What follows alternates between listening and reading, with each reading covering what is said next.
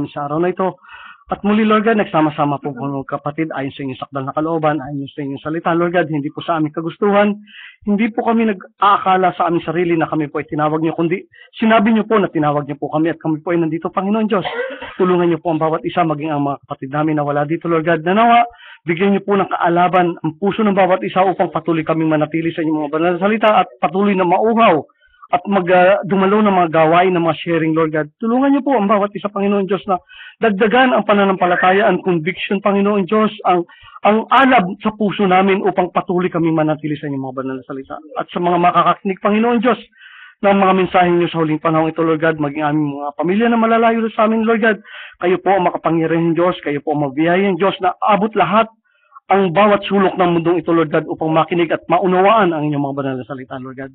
Muli o Ama, sa pagkakataong ito, Lord God, nagpapakumbaba po ang inyong munting lingkod, humingi po ng karunungan na nanggagaling lamang sa inyo, Panginoon Diyos. Tanggalin niyo po ang mga karunungang makatao namin, Panginoon Diyos, at kayo patuloy magturo sa amin sa gabay ng inyong banal na Espiritu, at alam po namin magiging sakdal ang bawat isa sa amin, Panginoon Diyos. Salamat, Lord God, sa mabiyayang pagtawag niyo sa bawat isa sa amin, at alam po at sigurado po kami na kami po ay bahagi ng katawan ng aming Panginoon Kristo, ayon sa inyong sakdal na kalooban. Muli o Ama, sa pagpapatuloy ng gawain ito, Lord God, nawa kayong patuloy na mangusap, kayo pong makita, kayo pong maitaas, Lord God, at kung may mga mali pang masasabi, Lord God, tanggalin niyo po sa puso at isipan ng bawat isa at itanim niyo po ang mga salita niyo na totoo na magpapatuloy kami at magiging matatag ang pananampalatayang ito ng ayon sa inyong sakdal na kalooban.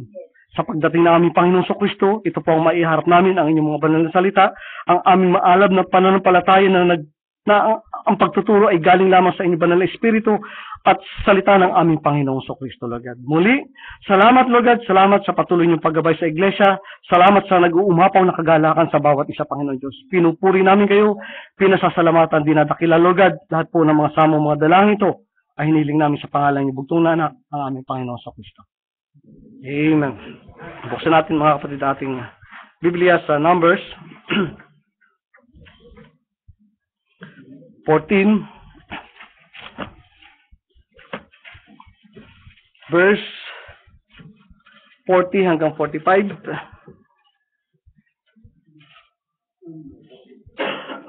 Numbers 14, 40 and to 45.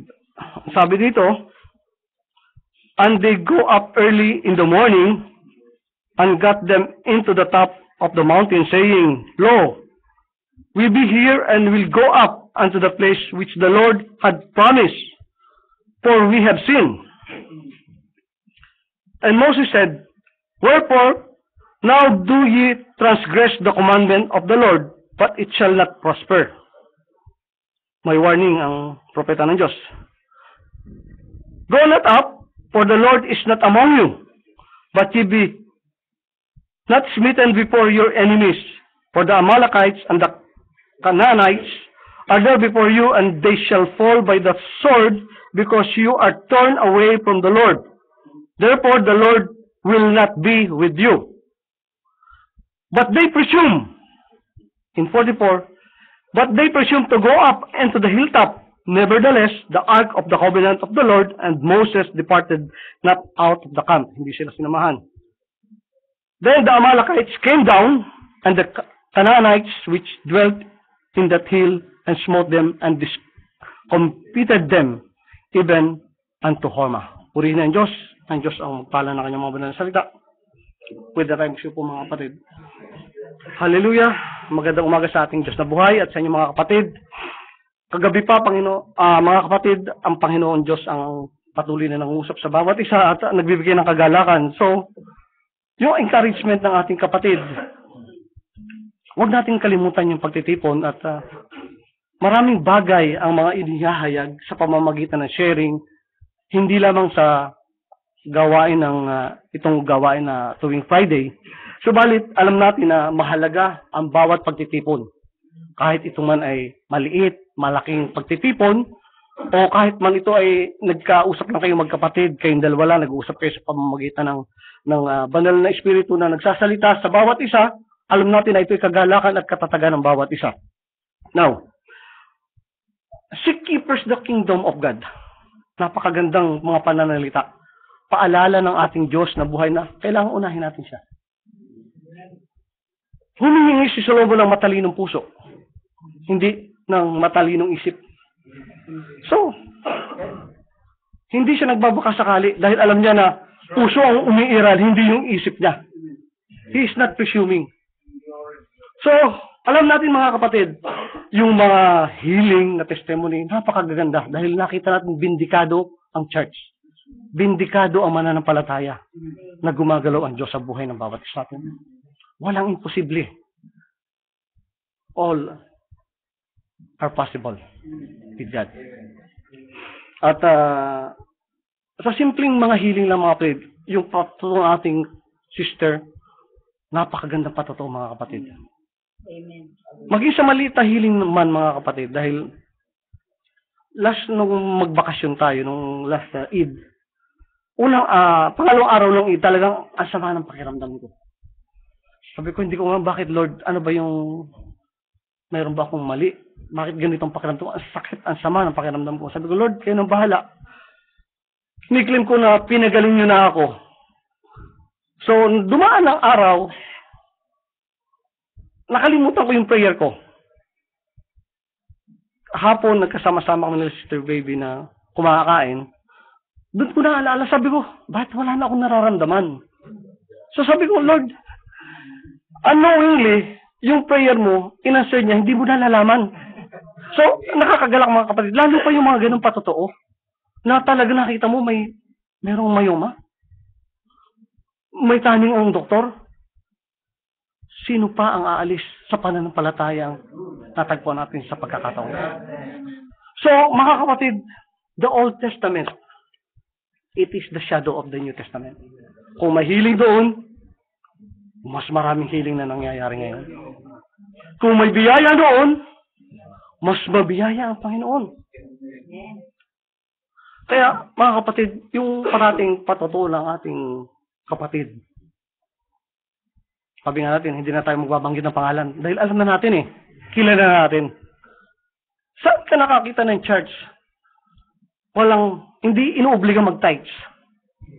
Hindi inuobliga magbigay sa church. Pero, bakit bumubuhos yung mga biyaya? Sa halip na tayo ang magbigay sa pastor, ang pastor ang nagbibigay sa atin. So, nakikita nyo yung galaw ng Diyos? Pumunta ka sa kahit sa anong kongregasyon kung mangyayari ang mga bagay na ito. Dito lang. Sa bandang ito lang nangyayari na ang pastor ang nagbibigay ng, masasabi ko, ibabalik natin na, siya nagbibigay ng tithe sa atin. Sali na tayo magbigay ng tithe sa kanya. So, ang mga kaganapan noon ay nangyayari din ngayon. The Old Testament was the type and the shadow of the New Testament. Kung tayo ay lumalakad sa liwanag ng buwan sa gabi, alam natin ang liwanag na yun ay kinuha lang ng buwan doon sa araw. Kung paano nangusap ang mga propeta sa Old Testament at sa panahon natin ngayon, sa anak siya nangungusap. Sa pamamagitan ng anak siya nangungusap. So, makikita natin mga kapatid, kung sa time ng darkness dito sa Laodicean Church Ages, kung tayo ay part ng body ng ating Panginoon sa Kristo, we must reflect the light that we have. Kailangan mai-reflect natin yun mga kapatid. At kung kailan dumating yung araw, hindi na tayo magkakaroon pa ng yung reflection lang, kundi pag araw na, andyan na yung actual na araw. Subalit pag dumating na ang aktual na sun, S-O-N, ang ating Panginoon sa Kristo, na mag-rise yan sa air, ito na yung final call natin. We will meet Him in the air. So, lahat ng pangyayari sa Old Testament, mga kapatid, ay nangyayari na rin ito sa ating panahon ngayon. Kung paano naging pasaway sa Diyos ang angkan Israel, ganun din ang iglesia sa huling panahon ito.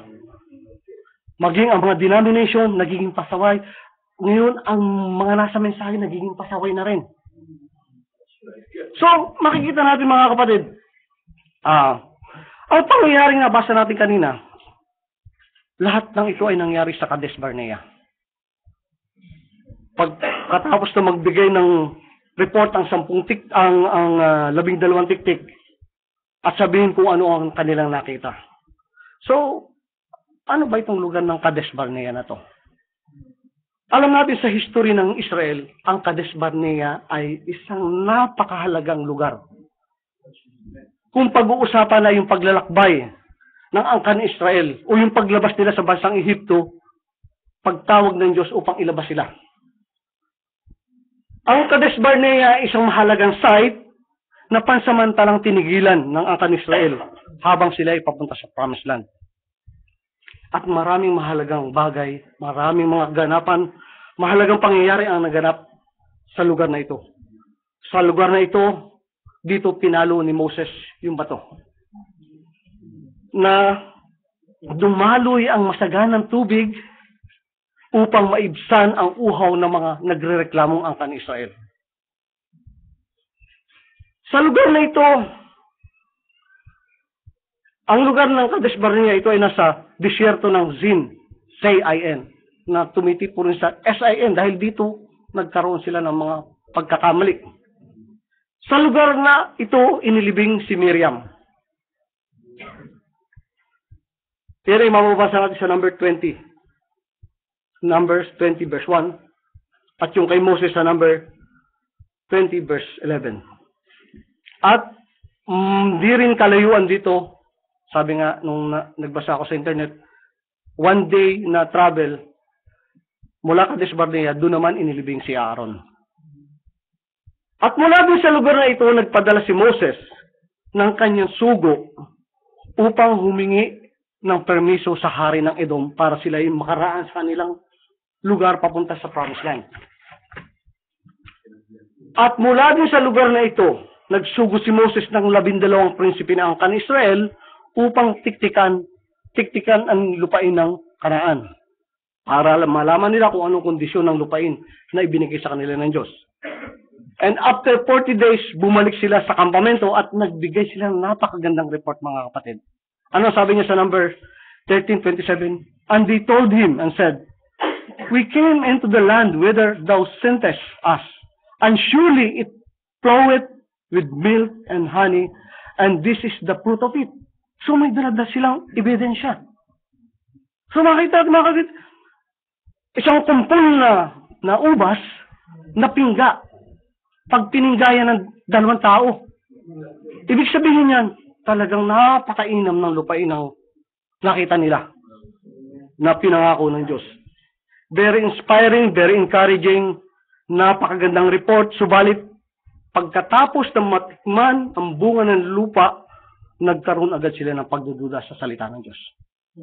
Sabi sa Numbers 13:28, "Nevertheless, the people be strong that dwell in the earth, and the cities are walled, and very great, and moreover we saw the children of Anak there." So medyo, sabi ba, medyo alanganin tayo, tagilid yata tayo dito. So, tipo at larawan sa panahon natin, mga kapatid, tayong mga tumanggap ng salita ng Diyos, nakatikim ng bunga ng banal na Espiritu, marami sa atin ang nagalak, mga kapatid. Subalit, marami rin ang natalo sa hatak ng sanlibutan. Tulad ng binhi na nahulog sa dawagan, tumubo kasama ng mga dawag at ininis ito. Narinig ang salita ng Diyos at habang yumayaon, natalo ng kayamanan at ng mga kalayawan ng sanlibutan. Subalit mayroon din mga binhi na natanim sa matabang lupa, na agad namang nagsalita na katulad ni Caleb. Sabi niya sa Numbers 13:30, "And Caleb stilled the people before Moses and said, Let us go up at once." Puntahan natin. "And possess it." Kunin natin. "For we are able to overcome it." Yun ang pananampalatayang hinahanap ng Diyos sa atin. Nakakalungkot lamang ang naging reaksyon nung 10 kasama nila. Ano sabi niya? Sunod-sunod, mga kapatid, yung kaganapan. "But the men that went up with him said, We be not able to go up against the people, for they are stronger than we." So mga kapatid, natakot yung 10. And they brought up an evil report of the land which they have searched unto the children of Israel, saying, the land through which we have gone to search it is the land that eateth up the inhabitants thereof. Oh, kumakain pala, para ano, mga cannibals. And all the people that we saw in it are men of great stature, malalaki, mga siguro matitipuro, mahigante. And there we saw the giants and the sons of Anak, which come of the giant. And we were in our own sight as grasshopper, and we were in their sight. So, sabi niya, talagang para tayong tipaklo, tatapakan lang tayo itong mga malalaking ito. At dahil sa masamang balita ng mga tiktik na ito, ang buong kapisanan ay humayaw at umiyak, mga kapatid. At nagrereklamo sila, bakit sila dinala sa lupaing ito? Upang mabuwal at maging bihag ng kaaway? Mamamatay sila sa lupaing yun. Ba't nagkamali sila na sinalita? Dahil alam ng Diyos yung puso nila. Ibibigay sa kanila yung mga bagay na yun. Kung babasahin natin sa 14:2, sabi niya, and all the children of Israel murmured against Moses and against Aaron. And the whole congregation said unto them, would God that we had died in the land of Egypt, or God we had died in this wilderness? So, namatay ba yung Diyos natin? Yung Diyos natin dito? And wherefore had the Lord brought us unto this land to fall by the sword, that our wives and our children should be afraid? Were it not better for us to return into Egypt? And they said one another, let us make a captain and let us return unto Egypt. So mas gusto pa nilang pumalik sa Ehipto, mga kapatid, at paalipin muli para lang makuha yung mga bagay na ibibigay ng mga Egyptians. At sa panahon natin, mga kapatid, marami na ang tumanggap sa salita ng Diyos, subalit nang makaranas ng mga pagsubok, biglang iniwan at salita ng Diyos at bumalik sa dating buhay. Meron naman na pagkatapos na magkaroon ng answered prayers, na sinasabi nilang, ay, nabless kami ng Panginoon. Subalit, nawala na rin sa congregation. Yun ang mahirap, mga kapatid. Pinagbigyan kayo ng Diyos sa mga hinihiling ninyo, asan kayo? I-account ng Diyos sa atin ang mga bagay na ito, mga kapatid. They had been grumbling, murmuring, and complaining. Kaya dito sa lugar ng Kadesh Barnea, nagkasala ang Israel. Kaya dito sila hinatulan ng Diyos. Ito yung naging judgment seat nila, sabi nga ng ating propeta. Sabi nga ng Diyos sa Numbers 14:27, how long shall I bear with this evil congregation? So, ang term ng Diyos, evil congregation. Samantalang ito yung pinili niya. Which murmur against me? I have heard the murmurings of the children of Israel, which they murmur against me. So, ang Kadesh Barnea, sabi nga, Kadesh Barnea means judgment. It is a place where Israel was judged because of their shining disobedience, interrupting God's program. So, it's a very type of today, mga kapatid. Ang pagkabahagi ng mga iglesia sa panahon natin interrupts the program of God. Ano ba yung gusto ng Diyos para sa iglesia? God wants us to gather as one heart, one soul, and one mind. Yun ang iglesia gusto niya. Kaya naman sa panahon natin, lahat ng mga denomination ng mga churches, hindi magkakasundo, mga kapatid. Gusto nilang ganito, yung iba gusto nilang ganito. May doktrina silang ganito, gusto nila, ito yung doktrina nila. So, sa palagay nyo ba, hindi sila i-judge ng Diyos sa ganung mga sitwasyon na ginagawa nila? So, these differences must stop. May programa ang Diyos. Pumasok tayo doon sa programa ng Diyos, mga kapatid. Don't try to make our own program. God's program and promises were already written here in the Bible. At salamat sa Diyos, ito ay naunawaan natin mga kapatid. Humble yourself, ask guidance from the Holy Spirit upang masunod natin ng tama ang salita ng Diyos, and we can claim our rights. Yung ating mana, pwede nating akuin, pwede nating hawakan initially. Huwag na tayong gumawa ng sariling atin, mga kapatid. Wala tayong alam, wala tayong kaya. May pangako ng Diyos, ibibigay ko ang lupang pangako. Hold the promise and possess it. Alam niyo ang pagkakamali, they fail to recognize the message of the hour. Kaya naman sila naparusahan, mga kapatid. Kung babasahin natin ang Numbers 14:29 hanggang 35, ang sabi dito, your carcasses shall fall in this wilderness, and all that were numbered of you, according to your whole number, from 20 years old and upward, 20 years old pataas, which have murmured against me, doubtless you shall not come into the land. So hindi sila makapasok. Concerning which I swear to make you dwell therein, save Caleb, the son of Jephunneh, and Joshua, the son of Nun. So yung dalawa lang. But your little ones, yun ang kagandahan naman, mga kapatid. Your little ones, which you said should be afraid them, I will bring in, and they shall know the land which ye have despised. Sila yung makakapasok. But as for you, your carcasses, they shall fall in this wilderness. Your children shall wander in the wilderness for 40 years, and bear your wardens until your carcasses be wasted in the wilderness. So ang magsasuffer, ang makakadanas ng parusa ngayon ay yung mga anak nila. Hanggang sa mamatay sila. So, isipin niyo mga kapatid, habang sila ay naglalakad, sa palagay niyo ba, within that 40 years, patuloy yung para bang pinaparusahan sila ng Diyos? Kasi kung naubos na yung 20 years pataas, I'm sure God will move and will make them stronger nation para maipossess yung pagpunta nila sa promised land.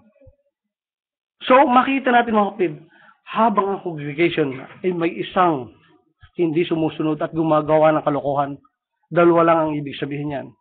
Either na siya ay bahagi ng katawan at kailangan pa niya ng maunawaan ang mga salita ng Diyos, or hindi siya talaga bahagi ng katawan. So, sabi niya, kung itutuloy na sa number 14:34, after the number of days in which you search the land, even 40 days, each day for a year shall be bear your iniquities, even 40 years, and you shall know my breach of promise. So, yung pala ang naging hatol ng Diyos. 40 years silang nagtik-tik.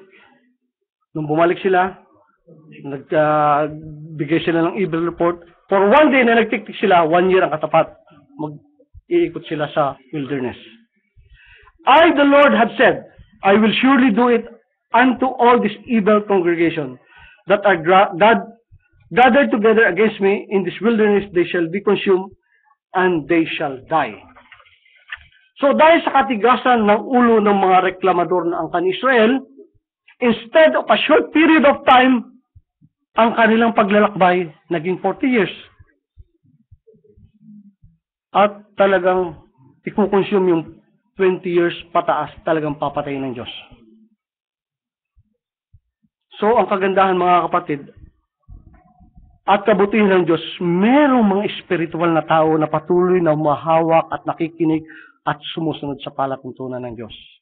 Sina Joshua at Caleb, sila hindi natinag sa kanilang pananampalataya. In spite of unsurmountable odds, they keep looking for the promises of God. They hold on and follow the Word of God. Ganun kahalaga, mga kapatid. Bakit kailangan sumunod tayo sa bawat salita ng Diyos nang sa panahon natin ito may kapahayagan? So, tipo at larawan sa panahon natin, merong sumusunod sa kalooban ng Diyos, meron din naman sumusunod sa kalooban ng sarili niyang kalooban, at meron din sumusunod sa kalooban ng kanyang simbahang kinaaniban o organisasyon na kinaaniban.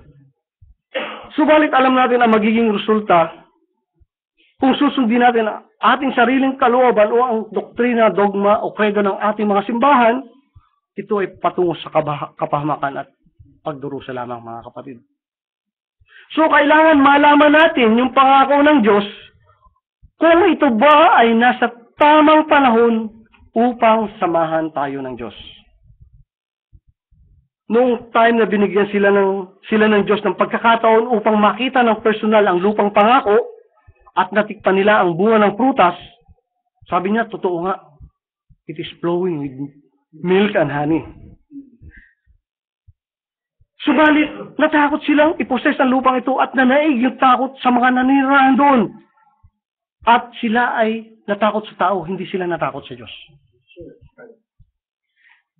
Caleb already declared, we can possess. Ibinigay na ito sa atin ng Diyos. Joshua said, tinapi lamang sa atin ng mga higanting to.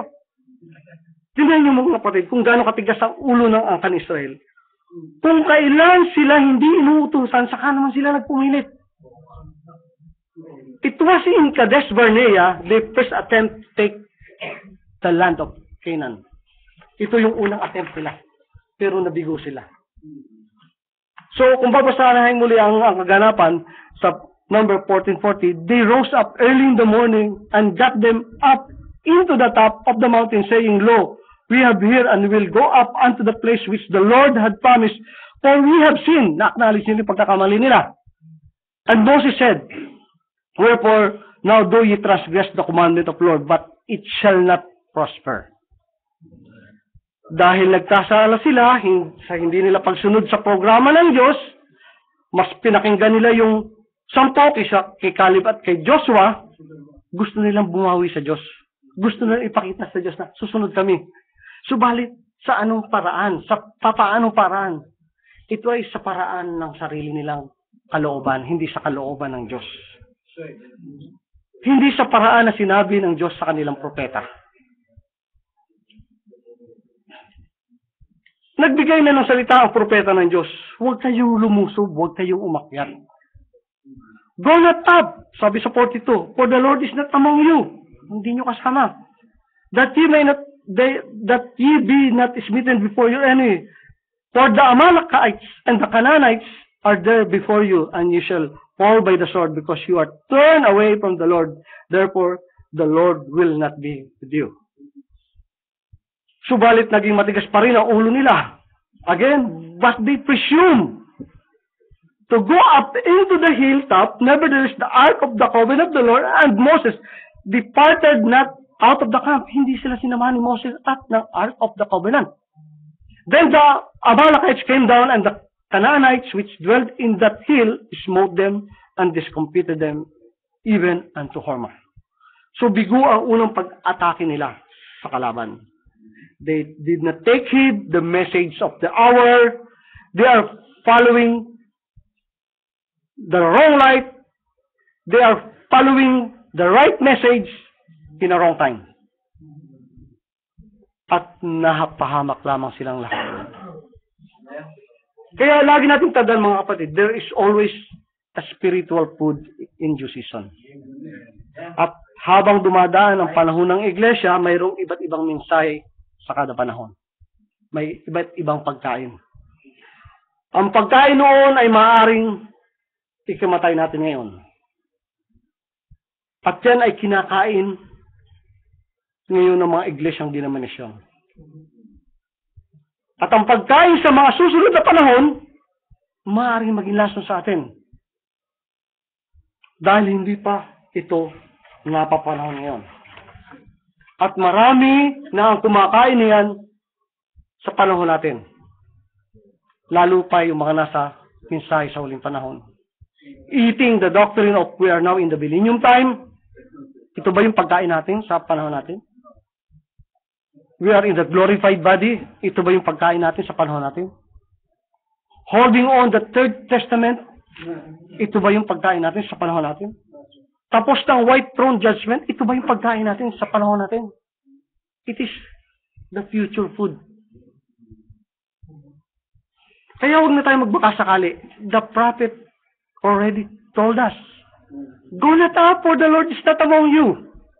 But ye not, that ye may not smitten before your enemy. But they presume to go unto the hilltop, nevertheless the ark of the covenant of the Lord. And Moses departed not out the camp. Ito ngayon, mga kapatid, ang title ng mensahe. Presuming. Presuming. Presuming. Yung sa Numbers 14:44. Sabi nga, ito yung napakalaking problema ngayon. Yung word ng presuming sa panahon natin. Ano ba yung ibig sabihin ng presuming? To venture without actual authority. To go without assurance or authority. So, to take it for granted. Para binaliwala mo, sige, okay lang. Binaliwala mo kung sinasabi sa'yo. Without proof, okay. Pwede na yan. So, there are so many people doing just to take for granted, lalo na pagdating sa salita ng Diyos. Israel made the fatal mistake when they did that. They did not take the heed. They did not take heed the word of the prophet. They presume to walk with God when God has not called them to walk with them. They taken granted the word of the Lord. And presume that they are called by God. When you presume to venture out upon things that are not scriptural, thinking it will be alright, my dear brothers and sisters, it is not alright. That's right. Pansinin niyo si Mary at si Joseph. They presume that Jesus Christ is with them. And after 3 days, nung pa nila nalaman na, asa si Jesus? So, hindi nila kasama. Ang kabutihan, agad nilang ipinagtanong kung si Jesus kasama nila at nalaman nila hindi. So, wala silang ibang gagawin kundi bumalik doon sa pinanggalingan na alam nila nandun ang Panginoon sa Kristo. Doon nila na natagpuan ang Panginoon sa Kristo. At sa panahon natin, mga kapatid, kung tayo ay bahagi ng ating Panginoon sa Kristo, lagi nating tanungin ang ating sarili. Kasama ba natin ang ating Panginoon sa Kristo? Amen. Huwag niyo i-check doon sa katabi niyo. Kasama ba ang Panginoon sa Kristo? I-check niyo yung sarili niyo. Check ourselves before checking others.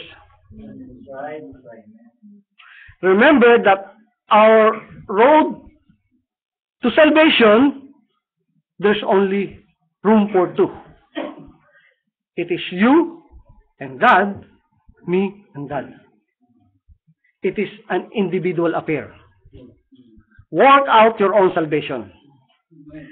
Tayong mga pinili ng Diyos, we stood alone in the Word of God. We don't presume because we are standing on the rock of revelation of our Lord Jesus Christ. In the Garden of Eden, Eve presumed. He presumed it. She presumed it. It will be all right. Because Satan presented the word 99.99999 hanggang sa Pilipinas percent na truth. But still, this 0.00001% wrong. So, ganun ka-deceiving si Satanas. Mas marami yung truth niya, pero mayroon siya konting-konting mali that will be lesson sa mga mananampalataya. Sabi nga sa Genesis 3:3 ang 4, but the fruit of the tree which is in the midst of the garden, God has said, ye shall not eat of it, neither shall ye touch it, lest ye die. Anong ginawa ni Satanas? And the serpent said unto the woman, ye shall not surely die. N-O-T. 3-letter killer word. At ang pagbabaka sakali ni Eva, doing it, she presumed that it's okay. Subalit ito ang naging dahilan ng paghihirap natin sa mundong ibabaw na ito. No matter what, don't venture to something that is not scriptural, and even if it is written, the letter must be spiritually discerned. Ano sabi sa 2 Corinthians 3:5 hanggang 6? Not that we are sufficient of ourselves to think anything as of ourselves, but our sufficiency is of God, who also had made us able minister of the New Testament, not of the letter, but of the Spirit. For the letter killeth, but the Spirit giveth life. At we have a very bold experience sa mga bagay na ito, mga kapatid. Just a few months ago, nangyari ang mga bagay na ito. Na talagang letra sa kanila ang Biblia, na wala ang guidance ng Holy Ghost, mga kapatid. So, if someone says, pwede na yan, nakasulat din naman yan, don't presume, mga kapatid. Kailangan natin ang gabay ng banal na Espiritu. Lalo na pagdating sa bautismo, lagi natin pinagdidiinan ng bautismo. Kasi ito yung importante, although alam na natin na tayo nakapasok na sa mga kalagayang to, ito kasi yung first step ng our salvation. Na kailangan parati natin ito ibigay sa kanila para makita nila at hindi tayo managot sa kanilang mga dugo. Ang Matthew 28:19, Acts 2:38 are both written. But don't presume na pareho lang yan.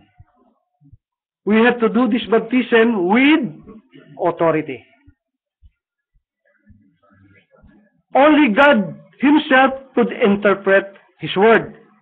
And being always humble to His Word, we will be guided by the Holy Ghost to vindicate that we have the authority to do the commission. And without this authority, your action will not be recognized by God. And in our time, mga kapatid, so many priests, pastor, ministers, baptism of Father, Son, Holy Ghost, they are doing the same mistakes that would lead them to damnation.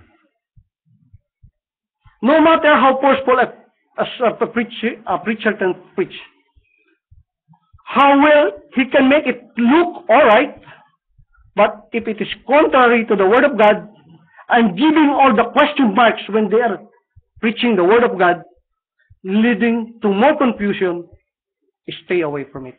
Iwanan nyo, mga kapatid. Sabi nga, kung yung pastor hindi nakalinya sa Biblia, layasan nyo, mga kapatid. Doon sa term na parang, alisan nyo. Parang, paano nyo, wag nyo pakinggan. Kasi kaluluwa nyo ang nakasalalay dito.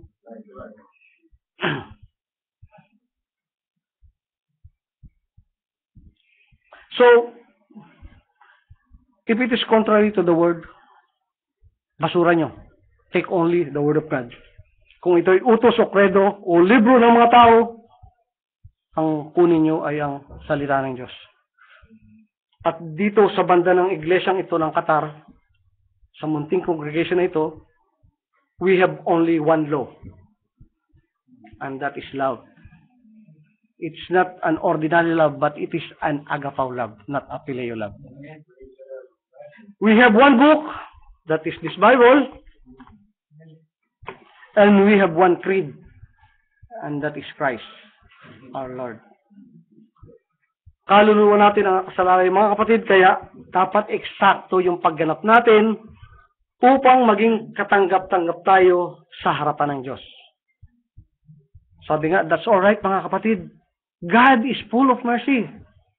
Ang Diyos natin ay mapagmahal na Diyos. Ang Diyos natin ay mauwing Diyos. Ang Diyos natin ay mayaman sa awa. Ang Diyos natin is full of compassion.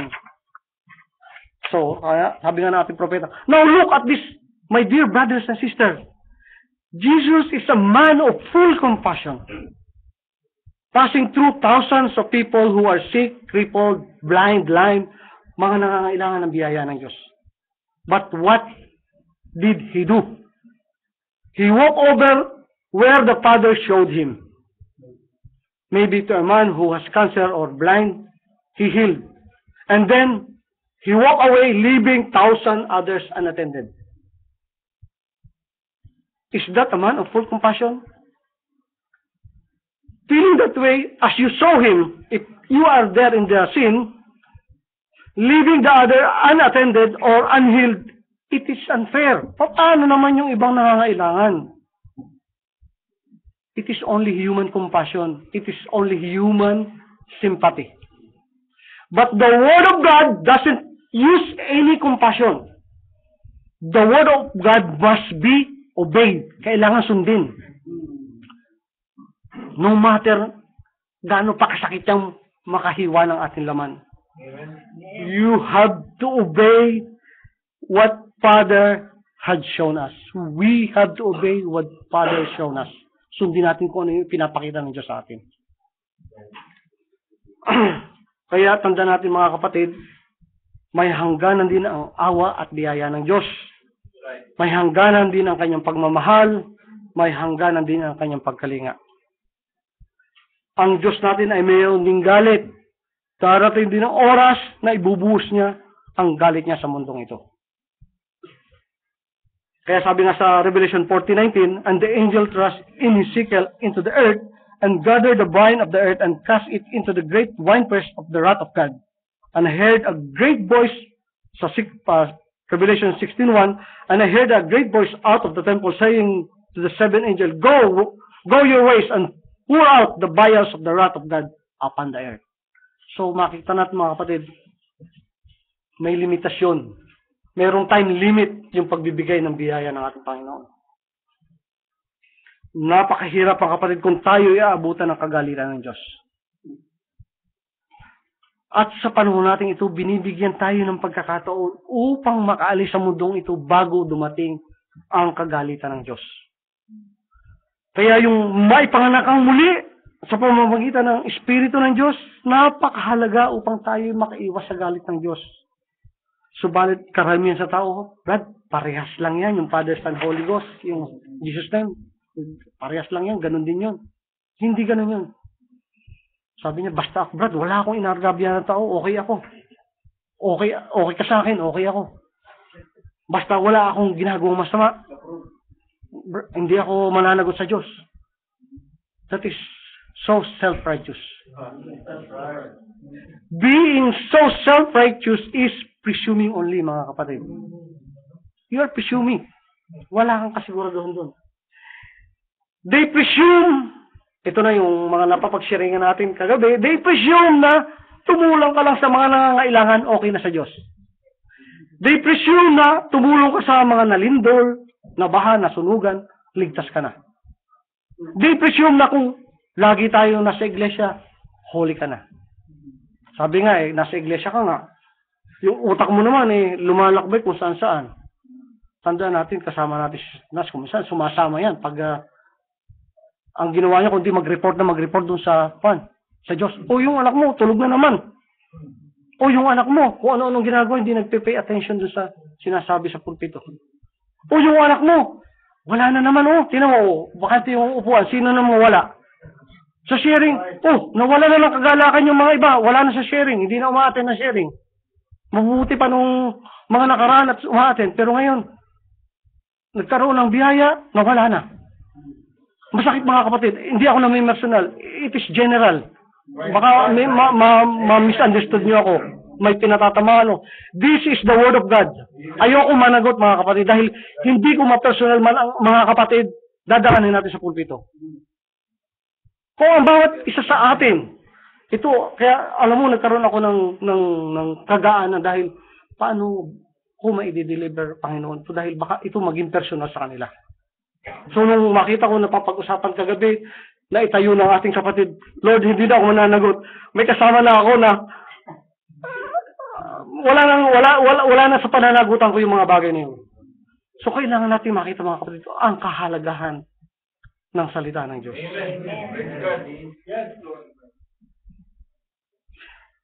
So, they presume na kung magbibigay ka ng tithe, sinusunod mo ang kalooban ng Diyos.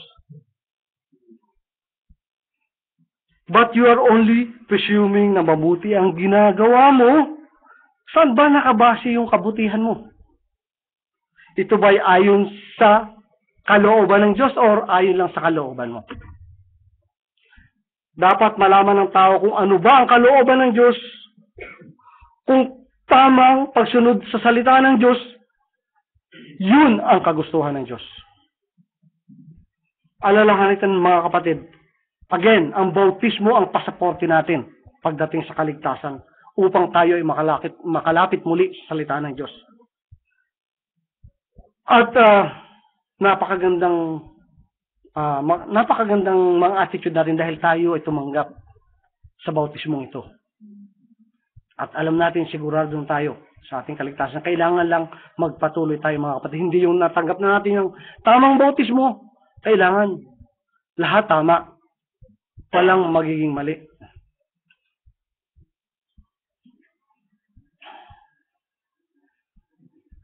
So, ang bautismo, ito yung unang dapat gawin ng isang taong ligtas upang makasigurado tayo sa buhay na walang hanggan. Kasi, ang buhay natin dito pasamantala lang. Kailangan makita natin yung paggalaw ng Diyos upang makita natin ang buhay beyond that curtain of time. Kaya naman, isinugo niya ang kanyang bugtong na anak upang malaman natin ang tamang daan. Patungo sa kanya at hindi tayo nagbabakasakali. Sa mga daan na walang kasiguraduhan, pinapakita sa atin na it's only presuming na ito yung tamang daan. Sabi nga nila ba't iisa namang Diyos yung ating sinasamba Iba-iba nga lang tayo ng daan. No, walang iba-ibang daan. Sabi, John 14:6, ito malinaw Jesus said unto him, I am the way, the truth, and the life. No man, cometh unto the Father, but by me. Sino yung nagsasalita? Si Jesus Christ. So kung ikay nagdadasal kay Mary at magdurosaryo ka, that is nonsense. Kaya, alam nyo, yung mga prayer na, yung ibinabahagi ng testimony ng ating sister, naiiyak ako dahil, ito naman, naalala ko magulang ko.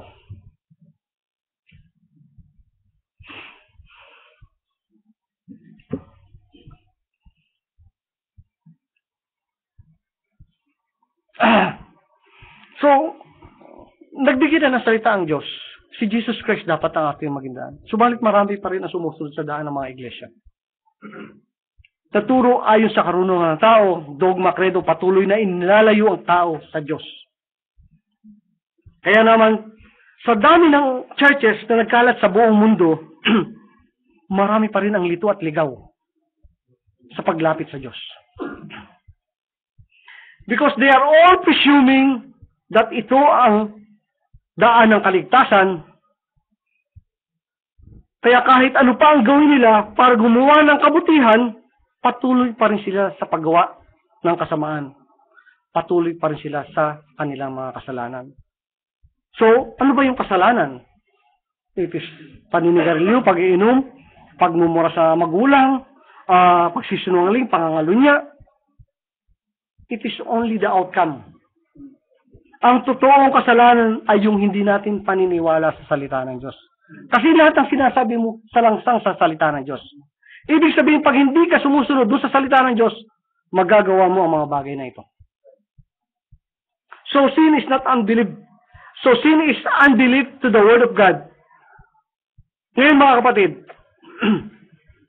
si Saint Paul ba ay apostol ng mga hintil? Amen. Si Apostol Pablo ba ay guided ng Espiritu Santo? Nung isinulat niya ang sulat niya sa mga taga-Hebreo? Amen. So, makakagalak mga kapatid. Dahil ito, nabanggit na ng ating kapatid. Hebreo 10:25 hanggang 26. Doon sa 25 lang siya nag-concentrate, pero pansinin natin ang 26, kung anong sinasabi. Not forsaking, sa 25, the assembling of ourselves together as the manner of some is, but exhorting one another, for so much more as ye see the day approaching. For if we sin willfully after we have received the knowledge of the truth, there remaineth no more sacrifice of sin. So, yung pag hindi natin pag-attend sa mga gawain, isang napakabigat na pananagutan. That's right. Tingnan nyo, bakit pinagsunod to?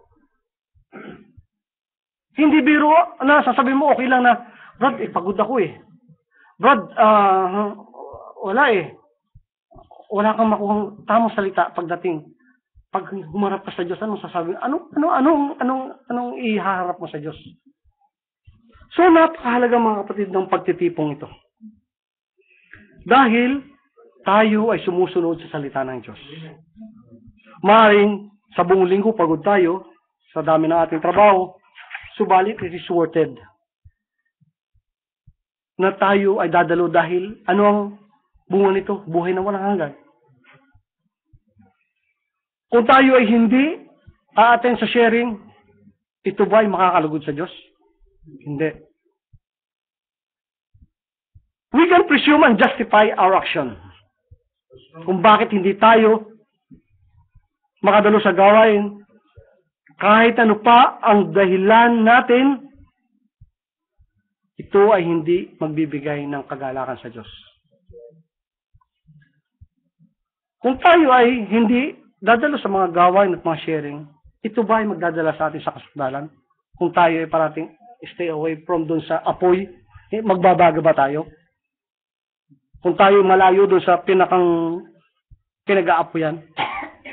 Sabi nga ang walis ba makakawalis yan ng dumi kung iyan ay nag-iisa?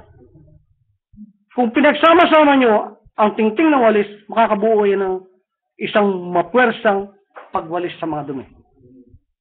At tayo, kailangan magsama-sama mga kapatid upang makayanan natin ang lakad natin sa sanlibutan ito. Kaya tayo ay huwag nating kalimutan ang pagtitipon, mga kapatid.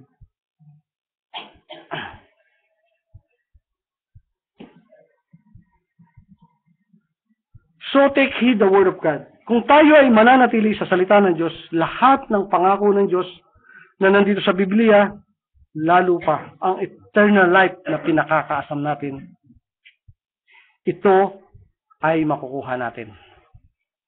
Subalit kung tayo ay mananatili sa ating kaisipan at paraan, we are just presuming that we are a part of the body of our Lord Jesus Christ. Mapalad tayo mga kapatid, merong propeta ang Diyos na ipinadala sa huling panahong ito upang maunawaan natin ang sakdal na kalooban ng Diyos. Napakabiyaya ng Diyos mga kapatid dahil hindi niya tayo pinabayaan. At sa panahon na ginagalawan natin, tayo ay nakalaya na sa kondisyon ng Laodicea. Dahil kung babasahin natin ang Revelation 3:20, Jesus Christ is knocking at the door. He is already outside of the church. And they are presuming sa inside na kasama pa nila ang ating Panginoong Kristo. They are presuming na naglilingkod pa sila sa Diyos. Sabi niya, Behold, I stand at the door and knock. If any man hear my voice and open the door, I will come into him and he will sup with me and he with me. To him that overcometh will I grant to sit with me in my throne, even as I also overcame, and I am sit down with my Father in his throne. He that hath an ear, let him hear what the Spirit saith unto the churches. So, salamat mga kapatid, at tayo ay nakarinig ng salita ng Diyos. At sa loob, they are living in their own reality. They are presuming na tama sila. They are presuming na nasa katotohanan sila. They are presuming na sila ang maliligtas. Subalit ang katotohanan ng salita ng Diyos, they are not living within the Word of God. Letra por letra ang pagtanggap nila sa salita ng Diyos without the right revelation and manifestation, without the guidance and teaching of the Holy Ghost. At kung babasahin natin sa Revelation 3:15 hanggang 19, hanggang 80, ito yung kondisyon ng Laodicea. So then, because thou art lukewarm, and neither cold or hot, I will spew thee out of my mouth. Because thou sayest, I am rich, and increase with goods, and have need of nothing, and knowest not that thou art rich, and miserable, and poor, and blind, and naked. I counsel thee to buy of me gold tried in the fire, that thou mayest be rich, and white raiment, and thou mayest be clothed, and and that the shame of thy nakedness do not appear, and anoint thine eyes with eye salves, that thou mayest see. This is the condition of the church inside. Church is a presuming church. Nakakala nila sila ang tunay na iglesia, nakakala nila sila na yung nasa totoong salita ng Diyos. They are rich, they are miserable, they are poor, blind, and naked. A very presuming church in a very strong delusion. So God is so rich in mercy, mga kapatid, dahil gusto ng Diyos na makaligtas ng tao, kaya isinugo niya ang kanyang bugtong na anak. Kasi si Jesus Christ ang instruction ng Diyos. Kaya kung anuman ang doktrina o credo na hindi nakalinis sa Biblia, na ibabahagi sa atin doon, accept, kamatayan, yan ang ating kaluluwa. Lagi tayong bumalik sa salita ng Diyos.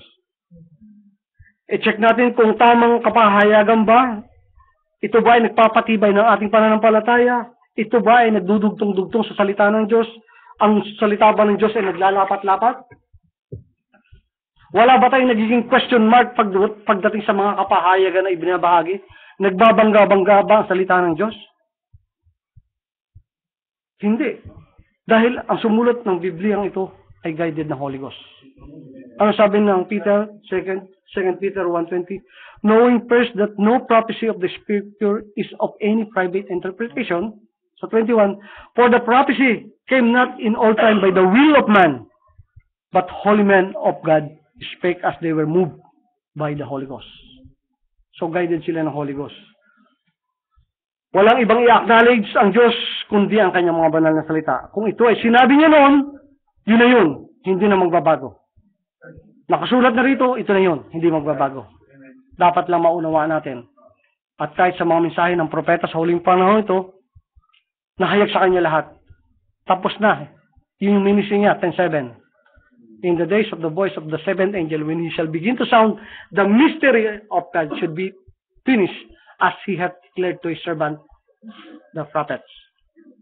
So, sasabihin natin na marami tayong mga papaliwanag na i-justify natin, nakasulat na ito. Huwag na natin banggain. Kinakalaban natin ng Diyos. Pansinin niyo mga kapatid, noong gustong ibalik ni Haring David ang Ark of the Covenant, they presume that it's okay to use oxen with a new cart as a carrier.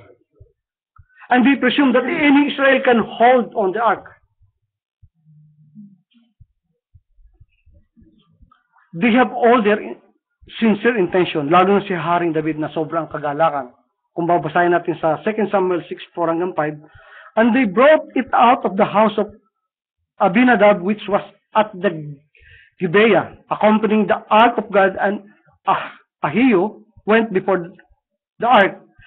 And David and all the house of Israel played before the Lord on all manner of instruments made of fir wood, even on harps and on psalteries and on timbrels and on cornets and on cymbals.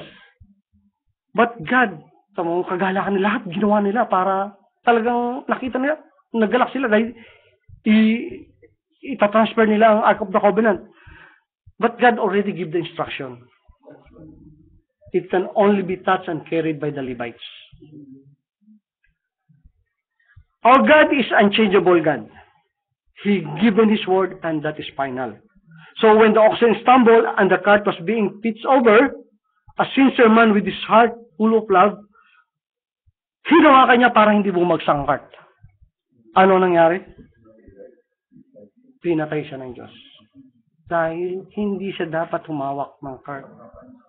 Sabi niya sa 2 Samuel 6:7, and the anger of the Lord was kindled against Uzzah, and God smote him there for his error, and there he died by the ark of the Lord. So doon pa mismo sa tabi ng ark siya namatay. So, it is only for the Levites, mga kapatid. And another king meron ding pagkakamali. He did the same fatal mistake. Presuming that he's doing the right service, he sincerely burned incense unto the Lord. But this is only for the priest to do this kind of service. Anong sabi doon sa Chronicle, 2 Chronicle 26:18 and 10, si King Uzziah?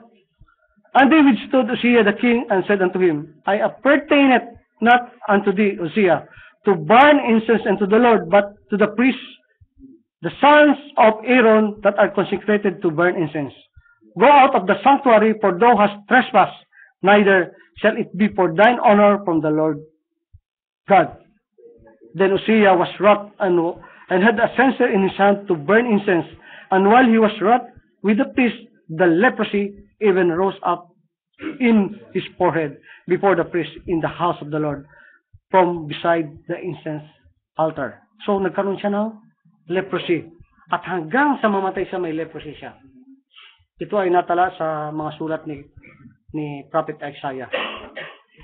So, trust in the Lord with all thine heart and lean not unto thy own understanding. Don't rely on our own understanding.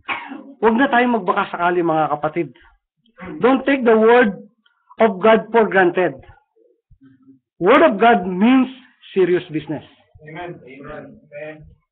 Dalawa lang ang papuntahan natin, eternal life or horrible damnation sa lake of fire. Kaya mga kapatid, tingnan natin. Kung ang salita ng Diyos ang ihaharap mo sa Kanya, ano pa ang magagawa niya kundi pagbibigyan tayo? Amen. Di ba sabi nga, pwede nating utusan ng Diyos? Pwede nating pautangin ng Diyos? So, we have all the right because we are the sons and daughters of God. You know, one time when Israel, dahil sa katigasan ng kanilang ulo, murmuring at di pagsunod sa utos ng Diyos, gusto na silang patayin ng Diyos. Tinawag ng Diyos si Moses, Moses, I will destroy this nation. Step aside. But Moses interceded. Sabi niya, Panginoon, sinabi mo na dadalhin mo sila sa lupain na pangako na pinubukalan ng gatas at ulot. Yun, kung papatayin mo yan, asan yung pangako mo? So, hindi pwedeng sirain ng Diyos ang kanyang salita. God can't walk over His own word. Hindi niya pwedeng baliwain ang kanyang pangako. Kaya, hindi niya pwedeng puksain that time. Kung kanyang pupuksain ang angkan Israel, wala na. Tapos na yung kwento ng Israel. Wala na tayong mababasang Biblia. Subalit, kailangan mangyari ang mga salita ng Diyos. So, dapat matupad ang mga salita ng Diyos. It was Christ in Moses. Pwede nang puksain ng Diyos tayo dito sa mundo, mga kapatid. Dahil sa ating mga kasalanan. Dahil sa ating mga kamunduhan, dahil sa ating mga pagsalangsang, dahil sa dami ng kasalanan ng mga tao, dahil sa kasamaan ng mundong ito, dahil sa pamumuhay nating sa karumihan sa mundong ito, isang iglap pwedeng ibuhos ng Diyos ang galit niya sa mundong ito. But Christ throwed Himself kung paano Moses throwed himself before God in the bridge for the whole human race. Kaya hindi niya maibuhos yung galit niya sa earth. Kailangan kasing mangyari para sa kanyang mga banal na salita. Kung paano hindi niya pwedeng patayin si Eva sa halamanan ng Eden nung magkasala, ganun din naman ang asawa ng ating Panginoong Kristo. Hindi niya pwedeng patayin. Habang nandito pa sa mundong ito, ang asawa ng kanyang bugtong na anak, hindi niya pwedeng ibuhos ang galit niya sa mundong ito. So kailangan mangyari pa at kailangan susunduin pa ng ating Panginoong Kristo ang kanyang asawa. So, ang asawang ito, alam natin na tayo ay bahagi ng katawan ng ating Panginoong Kristo. So, dahil ito yung pangako, na ito yung nakasulat at yung sinabi ng Panginoon na kailangan magkakaroon pa ng meeting in the air. So, sa Thessalonian, ito ay naisulat ng ating kapatid na si Apostol Pablo. So,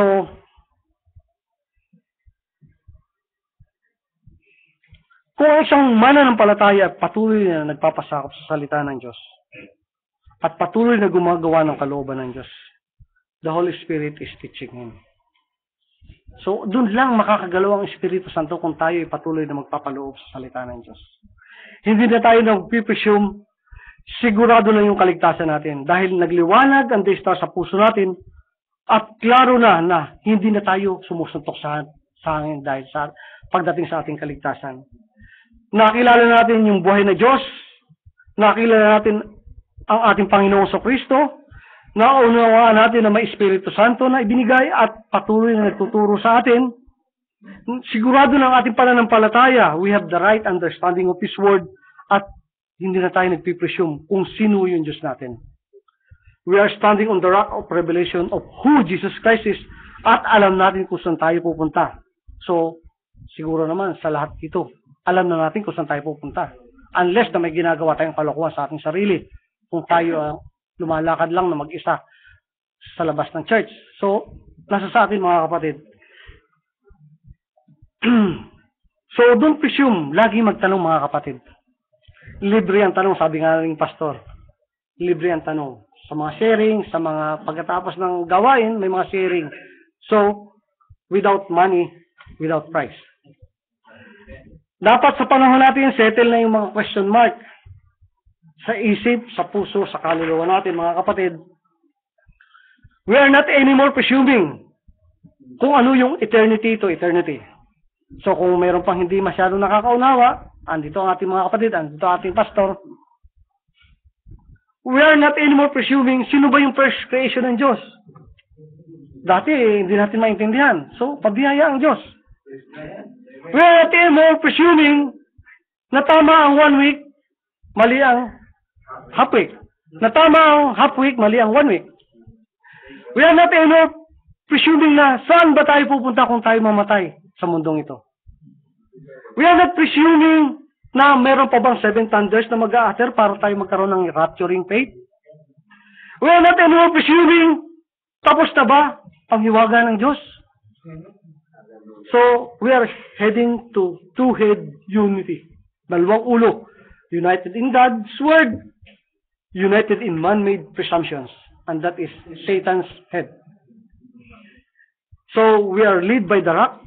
Revelation, sure eternal life ang pupuntahan natin. Pero doon sa presumptuous na mga churches, mga presuming church, they are leading to the lake of fire. So, sa panahon natin, marami pa rin ang nasa maling akala. They are still presuming na nasa tama sila. But spiritually and physically, kamatayan ang pupuntahan nila. So, tulad ng mga ngabayo ng paraon. Nung habulin nila si Moses at tumawid sila sa dagat na pula, they presume it was alright to cross. Kasi sabi nila, we are better than them. Mas malalakas tayo, mas matipuno tayo sila. Mga slave lang natin yan eh. They presume, but they are not the one called out. They are not the church called out by God. So they all drown and they all perish. At ang pagtawag na yun ay para lang sa mga hinirang ng Diyos. Ito ay para lamang sa ating mga kapatid. So, tayo mga kapatid, bilang hinirang ng Diyos sa huling panahon ng iglesyang ito, let's face the reality of the Word of God. Mahirap mang sundin at mapaitunawin, subalit ito ang magbibigay sa atin ng buhay na walang hanggan. Dapat dumating tayo doon sa punto na puro kaligayahan na ang nararamdaman natin. Dahil yung maka-Diyos na Espiritu ang nananagumpay. Natalo na yung katawang laman natin. Sabi nga, we can offer our full strength, our mind, our body, and soul, everything. Wala nang diversion. Kasi ang Diyos na ang gumagalaw sa atin eh. Hindi na tayo ng problema kung meron pa tayong pagkain sa susunod dahil siya nang bibigay. Andiyan na yan. Makikita mo, nandito na pala. Ay, yung kagamutan, di mo alam, ay, ginamot ka na pala. So, makikita natin. So, we are not presuming anymore dahil nakita natin sa buhay natin kung ano yung nag-umapaw sa loob natin. Yung maka-Diyos na pagkatao, patuloy nating naipakapakita. Mayroon mong battle sa laman natin, subalit lagi tayong nananagumpay mga kapatid. Kahit na wala tayo dito sa church, nag-iisa man tayo, tayo ang nakakaalam. Kung tayo ay nagpipresume lang or tayo ay totoong lumalakad sa salita ng Diyos. Alam natin kung saan tayo tatayo, lagi nating isipin na nakikita tayo ng Diyos. Bawat galaw natin, nakikita tayo ng Diyos. Dapat tayo laging maging kalugod-lugod sa Diyos. Give our best, mga kapatid, para sa Diyos. Don't presume na okay lang kung tayo ay mawawala paminsan-minsan sa gawain. Don't presume na okay lang kung tayo ay hindi umaattend na sharing. Don't presume okay lang na medyo matamlay tayo paminsan-minsan na ang dating ng exhort at message ay parang lolobay na pinaghihili tayo na tayo nakakatulog. Don't presume, mga kapatid. Kung tayo ay filled ng Holy Ghost, dapat nag-uumapaw ang ating kaligalahan pagdating sa salita ng Diyos. Bahagi tayo ng Diyos, mga kapatid. We are people of God and God expecting us to fellowship with Him. But we cannot fellowship with Him except we fellowship with His Word. Tayo ngayon ang testimony ng Diyos sa pagsasarado ng huling panahon ng iglesyang ito. Dito lang malulugo natin ng Diyos kung tayo ay mananatili at maninindigan sa Kanyang mga banal na salita. Mapalad tayo, mga kapatid, dahil ang mensahe sa huling panahon, narinig natin, nakilala natin ng Diyos. Ilang bilyon ba ang tao sa mundong ito? Mapalad tayo, nakinig natin ang mga biyaya ng salitang ito. We are not anymore presuming dahil naunawaan natin kung ano ang plano ng Diyos para sa atin. So,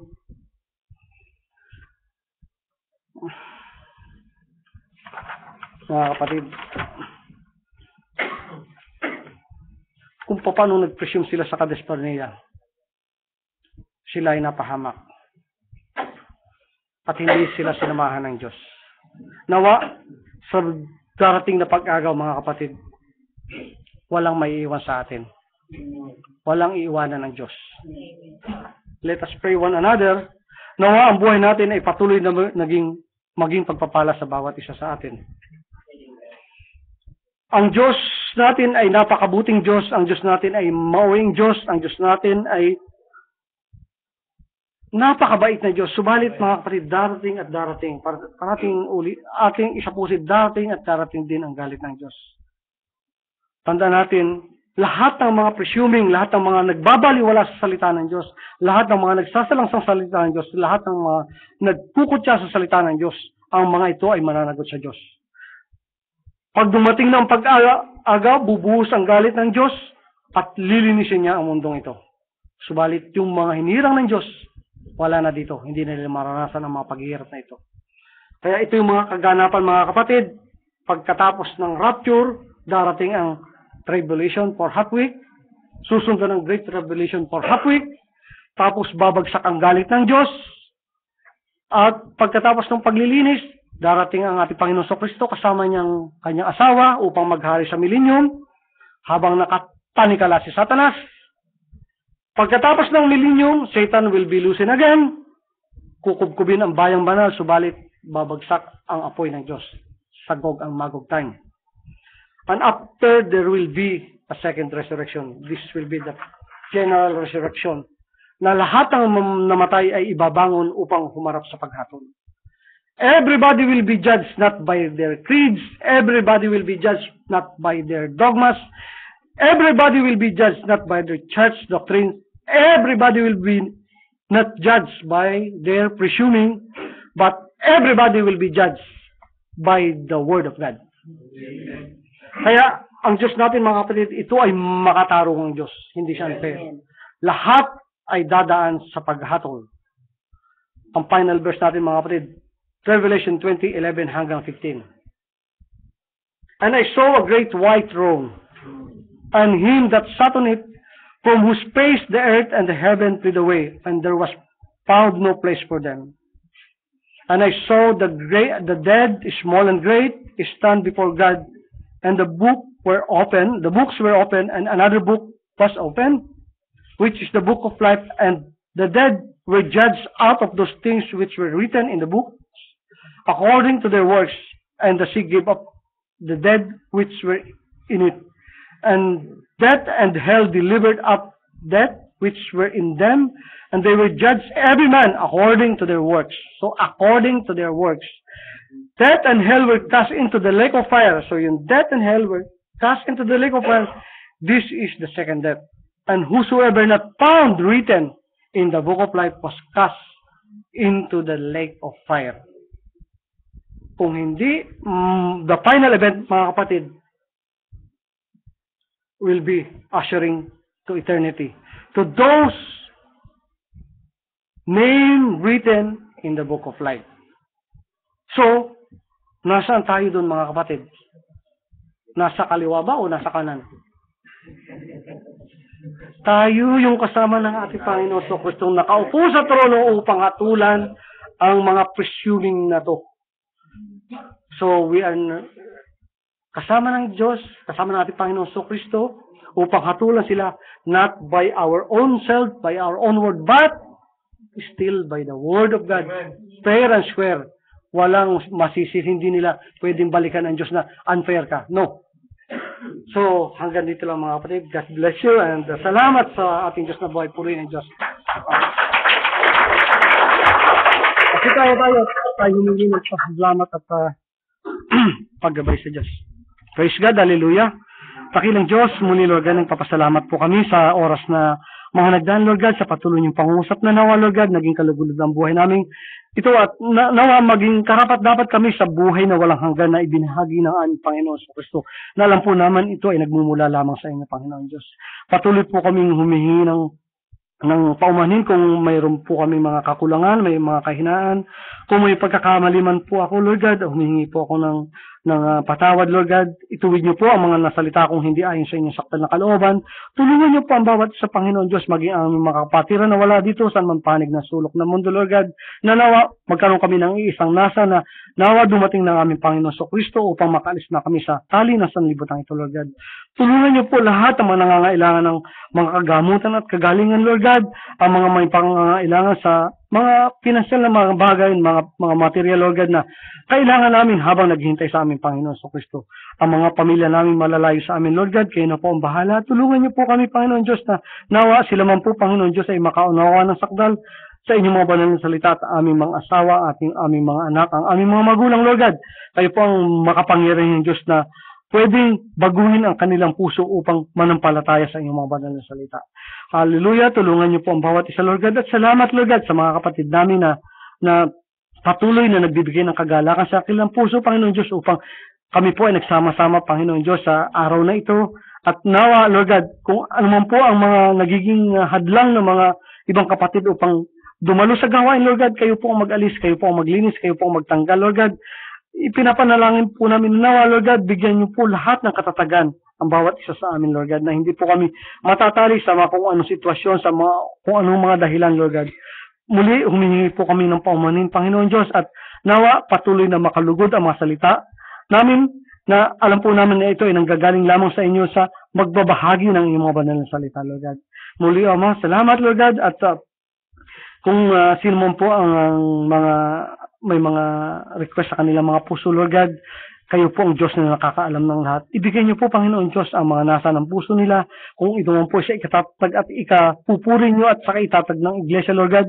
Alam po namin, Panginoon Diyos, na kayo isasagot sa lahat ng mga kahilingan nila, Panginoon Diyos. Lalo tigit sa mga espiritual na bagay na mga pangailangan upang patuloy at lalo kami tumatag sa pananampalatayang ito habang kami po ay naghihintay sa aming Panginoon sa Kristo. At pag dumating ang pag-agaw, Lord God, sabay-sabay po kaming aangat at sasalubungin namin ang aming Panginoon sa Kristo sa alapaap, Lord God.